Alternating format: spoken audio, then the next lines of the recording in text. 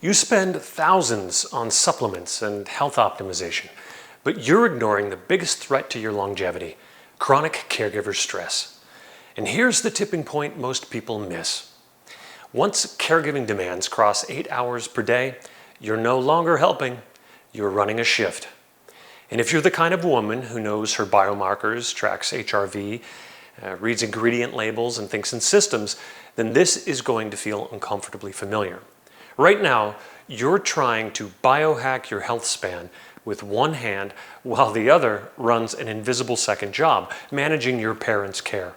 Not helping out, not checking in, managing, coordinating, troubleshooting, negotiating, filling the gaps, taking calls in the middle of the night. Solving messes that shouldn't exist in the first place. Managing activities of daily living, like bathing, dressing, medication schedule, for someone who used to manage yours. The scary part is that most capable, high-performing women, especially those in the sandwich generation, don't recognize when this crosses the line from family duty into chronic physiological threat. They normalize it. They tell themselves it's temporary, that they can handle it, that they can just, get through this season. But there's the trap. Caregiver burnout isn't a character flaw. It's what happens when a complex system runs ad hoc without an actual planned, repeatable set of steps. And your body pays the price through elevated cortisol, disrupted sleep architecture, and crashed HRV scores. Today, I want to give you a strategic lens that lets you spot the tipping point before your body pays for it. Here's the simplest way I know how to make the problem visible. Once caregiving demands cross roughly 8 hours per day, whether you're doing the care yourself, coordinating it, or constantly on call, you're no longer dealing with help. As I said, you're running a shift. In the cost breakdown tool we use, the average hourly in-home care rate shows up as about $30 per hour. An 8-hour day, the monthly caregiver cost hits $7,200. And estimated baseline home expenses around $1,300 monthly. So now you've jumped up to $8,500 total per month. That's before we even price in your opportunity costs, your stress load, or the downstream health hit. Now, look at the comparison.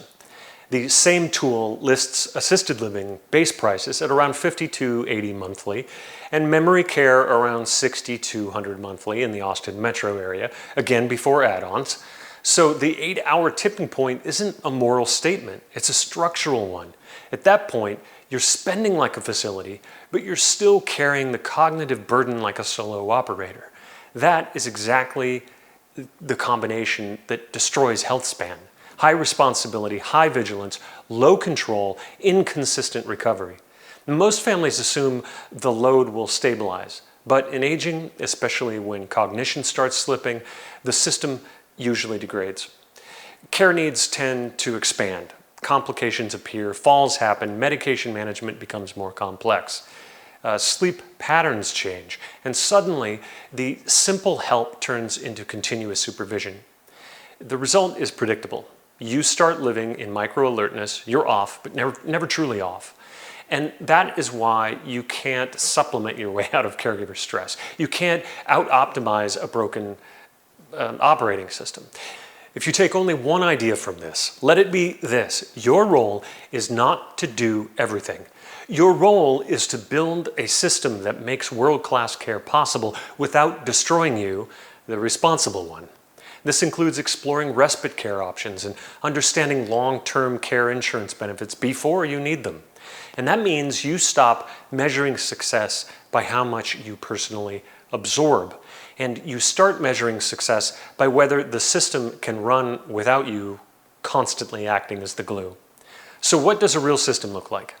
I'm going to describe it in 4 strategic layers. The first layer, convert vague fear into a clear target. Burnout feeds on ambiguity.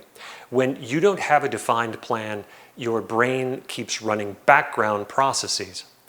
It's doing contingency planning, regret avoidance, what-if spirals, sibling resentment, and medical uncertainty. Don't forget financial dread. So the first layer is clarity, not about tactics, but about what good actually means for your family over the next 6 to 12 months. And what does stability look like? What does safety look like? What does dignity look like? What does your own health protection look like, non-negotiably? Until you name the target, your nervous system can't stand down. The second layer is to put numbers on the peace of mind decision. Many families resist paying for support because it feels like one more expense. But our ROI calculator reframes this in a way high performers understand instantly. It explicitly lists benefits like reclaimed work hours and career momentum, fewer ER bills, and lower burnout-related health costs for family caregivers. This is where understanding Medicaid waiver programs becomes crucial. Many families don't realize these programs can offset significant care costs, especially for Central Texas residents. In other words, it's not spending money to make guilt go away. It's buying back capacity and preventing predictable losses. When you treat it like a decision under uncertainty rather than a moral referendum, you finally get traction. The same ROI tool also shows decision thresholds. If your ROI is equal to or greater than 50%, the guidance is essentially lock in a start date, while break even means tweak the hours, and negative ROI means explore different schedules or programs. That's the strategic move. Shift the conversation from should we pay to what schedule actually pays for itself in avoided damage. Now the third layer, use objective filters so you're not seduced by marketing. Most families tour senior living like they're shopping for a hotel. Beautiful lobbies, smiling staff, fresh cookies, and then 6 weeks later, the cracks start to show. A real system uses filters, not vibes. Our 26-point checklist is built around exactly that idea. You score objectively, aim for 20 plus checks before you put the community on a short list, and let numbers confirm rather than override your instinct. The checklist sets hard targets that matter for outcomes. Day ratio at or below 1 caregiver per 8 residents, night ratio at or below 1 per 10, staff turnover under 40%, caregiver tenure of 2 years or more. And that's not being picky, that's preventing disaster. Now pair that with the quality cost balancer. This tool explicitly forces a question most communities hope you never ask. What's the true cost per care minute? It even provides a target band, less than or equal to 80 cents to $1 per minute, and then makes you verify staffing ratios, readmission rates, turnover, and survey violations. Notice what this does psychologically. It takes you out of persuasion theater. You're no longer reacting to promises, you're scoring a system. That single shift lowers family caregiver stress because it removes the exhausting feeling that you're gambling with your parents' life while pretending everything is okay.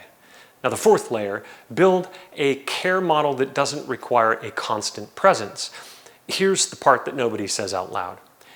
Even if you choose the right solution, home care, assisted living, whatever, your stress doesn't drop unless the plan runs without you being the default failsafe. That requires an operating cadence and a single source of truth. You need defined check-ins, defined escalation rules, and defined what counts as an emergency. Otherwise, every small issue becomes a surprise, and every surprise becomes your problem. This is where most families silently bleed out, death by 1,000 unpredictable interruptions. You don't fix that with a heroic effort, you fix that with a deliberate structure. Now, what does this mean for your longevity? Let's connect this back to health optimization because this is the bridge most people miss. Chronic caregiver stress is not merely feeling tired. It's a long-duration stress signal that can degrade sleep architecture, drive inflammatory patterns, wreck training consistency, and collapse executive function, exactly the capacities you're trying to protect. If you're treating longevity seriously, you cannot treat caregiving as an after-hours hobby. You must treat it as a system to be engineered.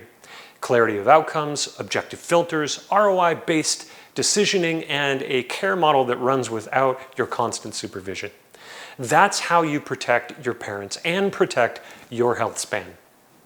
If you're watching this and realizing you're past the tipping point, don't panic. This isn't about guilt, it's about upgrading your operating system. Start by acknowledging the truth. The moment caregiving becomes a second job, your family needs a system, not another sacrifice. And if you're a longevity professional, a coach, a founder, a clinic owner, or doctor, please pay attention. Your highest performing clients are quietly getting crushed by caregiver stress. And most of them will never say it until their body forces the conversation. Now, you can get immediate access to our free web app version of the Senior Care Cost Comparison Calculator so you can see what data-driven caregiving actually looks like. Just click on the link in the description below. No drama, no fear, just clarity and leverage. Because freedom shouldn't be a guessing game.